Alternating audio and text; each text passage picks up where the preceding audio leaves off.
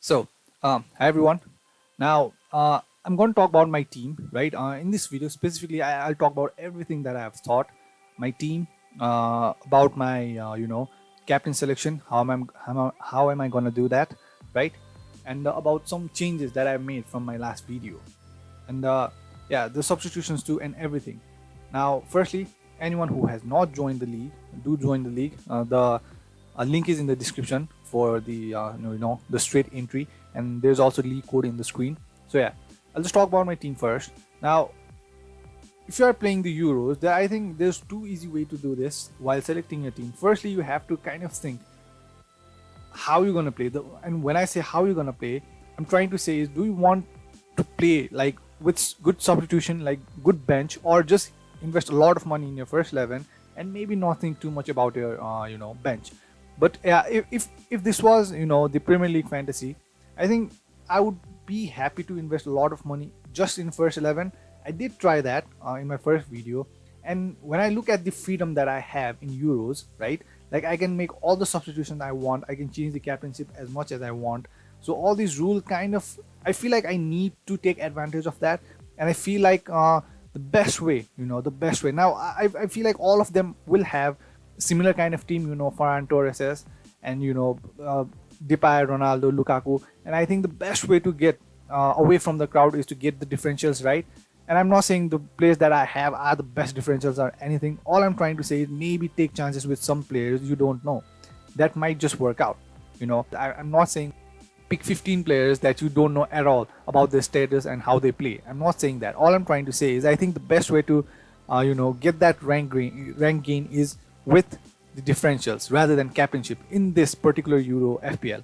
Because like I think when we play the Premier League FPL, it's all about the captainship. If you get the captainship right, like half of the job is done, right? But in the Euros, like you can constantly change your captainship, and I think that is when differentials work out for you. Now I'll just tell you. Now there are some changes from the last team.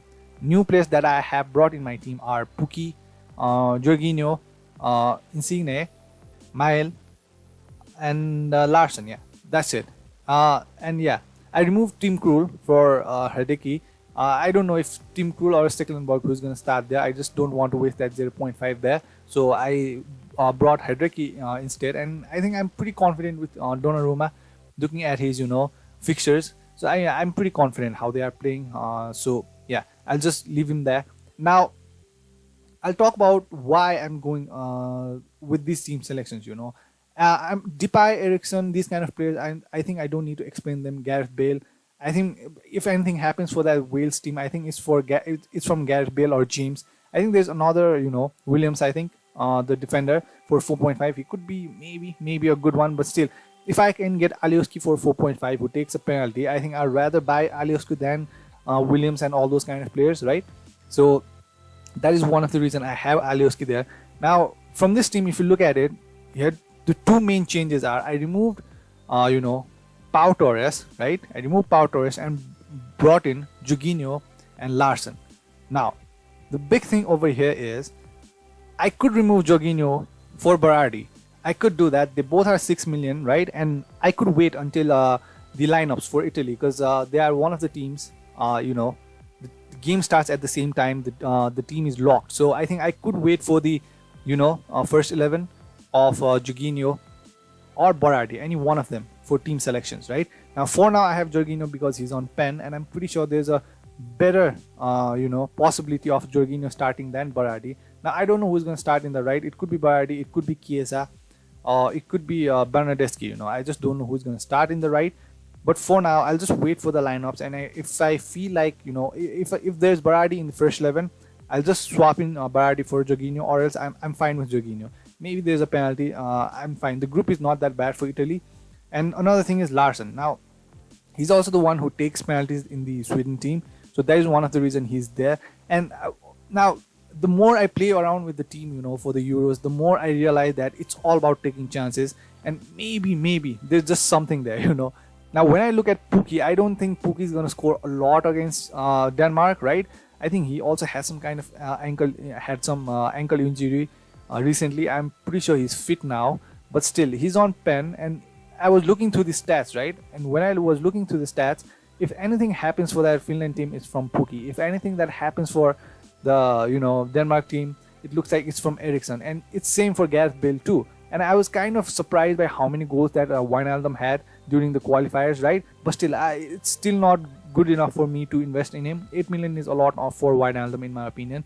So, but still, yeah, I was looking through all the teams, right? And Lukaku also is one of the players that I do want to invest in, but I just don't have the money. I just don't have the money to buy Lukaku. I do want Lukaku in my team, but still, I can't invest that kind of money anymore. So yeah, you can have everyone. That's fine. Maybe after I remove Ronaldo in next week, I mean in the match day 2, right? Maybe then I can have Lukaku or maybe Mbappe or one of those players. But for now, I think I'll have to play without Lukaku. There's a good chance that Lukaku will score a hat-trick since I don't have him. So yeah, maybe he could be a good selection. Now, okay, this it for my first 11. As I said, I think I've explained all the players. As I said, Gareth Bale could be a good differential, and he's also one of the captain choices in upcoming days. I'll just show you how my captainship is going to work.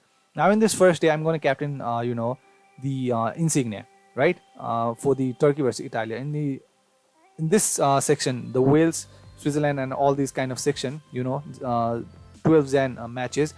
I have two captain choices. That is Gareth Bale and Eriksson. So I think I'll be taking chance with Gareth Bale, Wales, right? I think that could be a good differential because I'm pretty sure all of them will be captaining Lukaku in that time, and I could maybe take advantage of Eriksson or Gareth Bale in that transfer window. So let's see what happens. I'm not saying it will work out or it should work out. I'm just taking chances here. So, and in the 13th June, I actually had Ferran Torres, right, in this. Sorry, not in 13th June. I'm sorry. I'll talk about in that while. In 13th June, I'm going to captain Memphis Depay against Ukraine, right? If none of the none of previous captainship works out, right? As long as I have a double digit from any of my captainship, I think I'm happy with it. And yeah, in the 14th June, I was planning to captain Ferran Torres, but it seems like I don't have Torres, so maybe I'll play without a captain here. And what could have happened is my previous captains might have one of them might have had a very good week, right? So I won't need to captain anyone from later this week, right? Later matches. And another thing is, I think I'll just captain Larsson or any one of them if none of them works out, the previous captains, or I always have Cristiano Ronaldo for the last game week. So yeah, that is my plan. That is the way I have selected.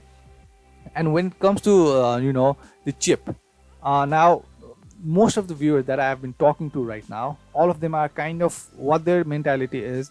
Their mentality is to use their wild card and the limitless chip in game week 2 and 3. Most of them are planning to do that. They're just using all their chip in the group stages, and I don't think there's any problem with that, because like the more teams there, the more player selection you have, the more options and more probability to get better points. And I do understand that, but still, like going into the knockout stages without any chip kind of feels unsafe for me personally. That's just my opinion. It has to change nothing. So what my plan is to do is make a team for game week 1 and 2. So this is what my team looks like for game week 1 and 2. I'll still have 2 transfers, so I don't need to worry too much. I guess I can still bring in and sell players, right? I still have free transfers. So my plan is to just build a team good enough for match day 1 and match day 2, and use my limitless card in game week 3. That's what I'm personally planning. Now in game week 3, what can happen is, now some good teams might have already qualified, right? We do know that.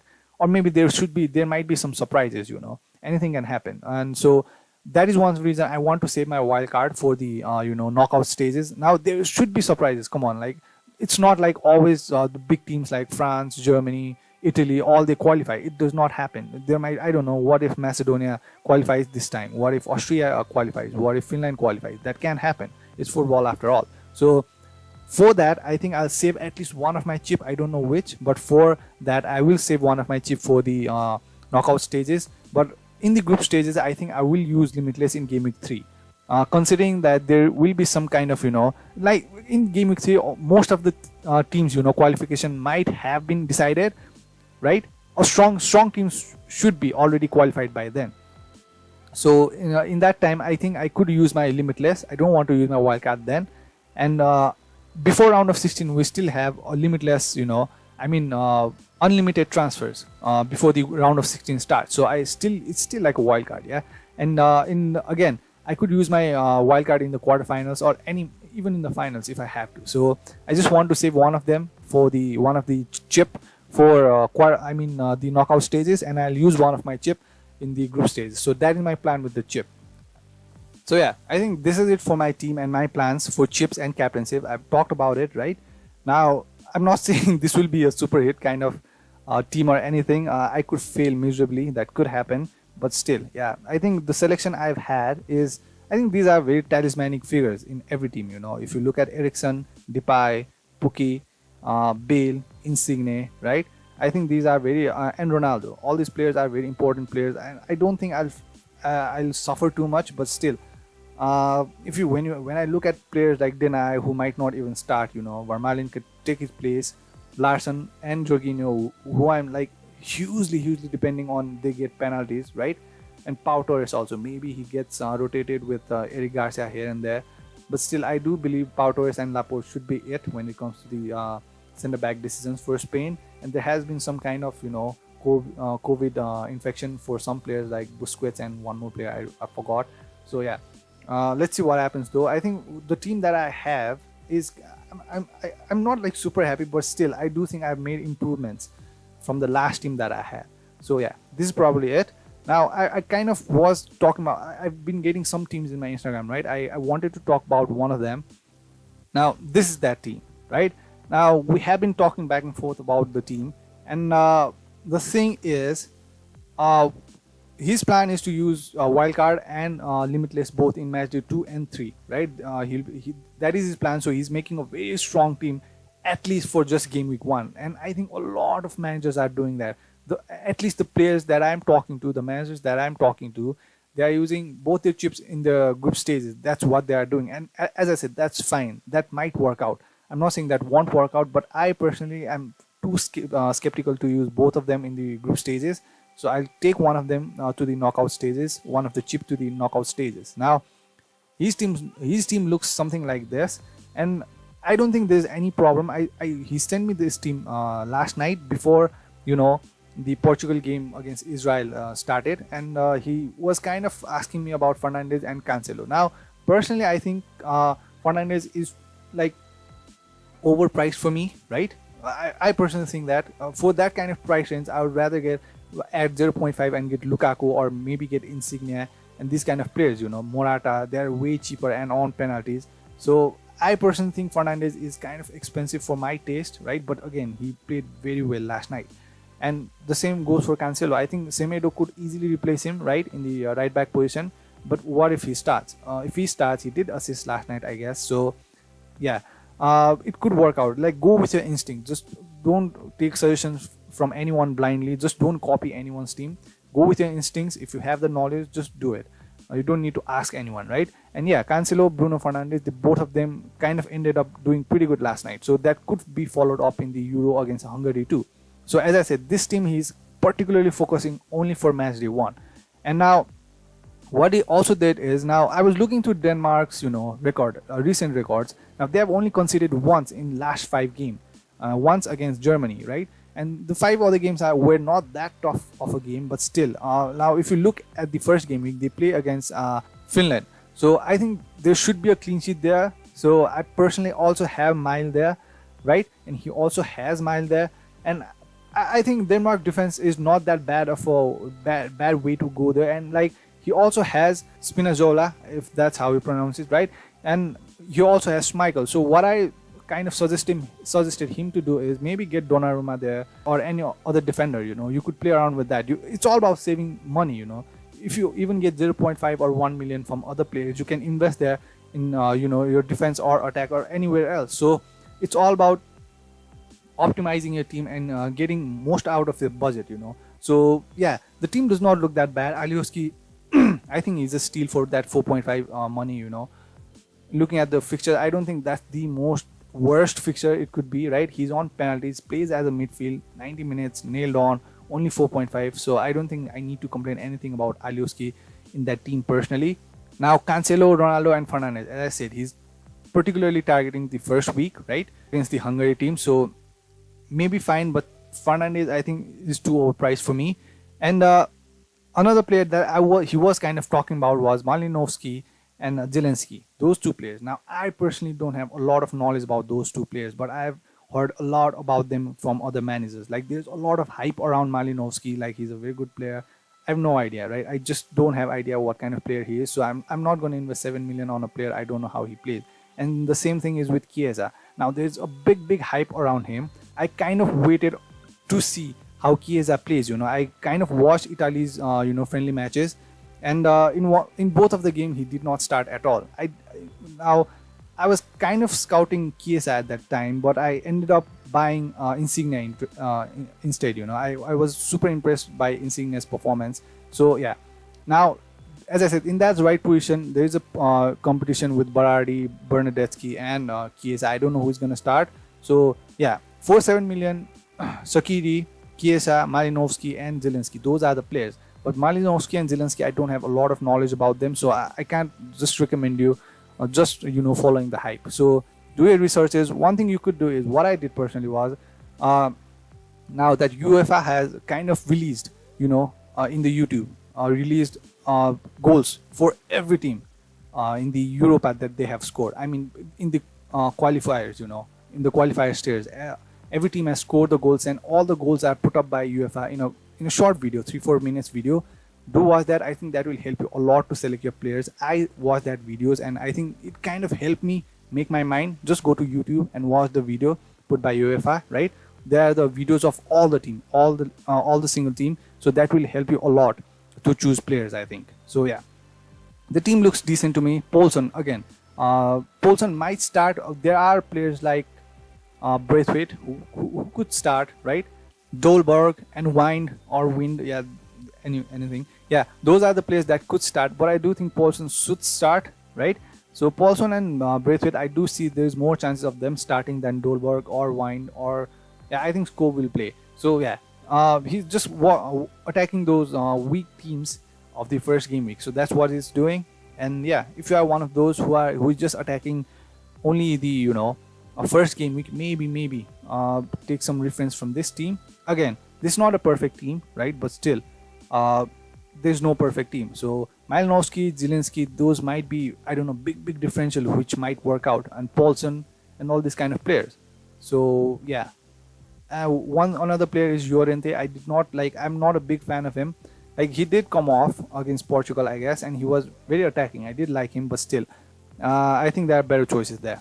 The thing is, the rules are very different here, right? And it kind of takes time to get used to it, and yeah, it just comes for 1 month in 2 years, and it's kind of difficult to keep up with it.